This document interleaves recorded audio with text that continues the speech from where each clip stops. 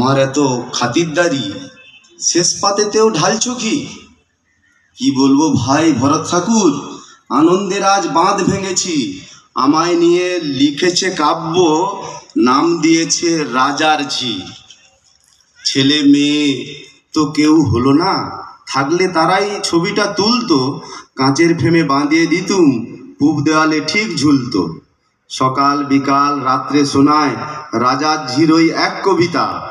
আমি বসবো, উনি শোনাবেন, তুমি তুলবে শুধু ওই ছবিটা। নমস্কার। বেড়েই চলে পাওয়ার বাসনা, পেশা মোড় ঘুরে বাঁকা পথে রোজগার, নগ্ন সভ্যতা মুখ টেপে হাসে মিছিলের শেষে।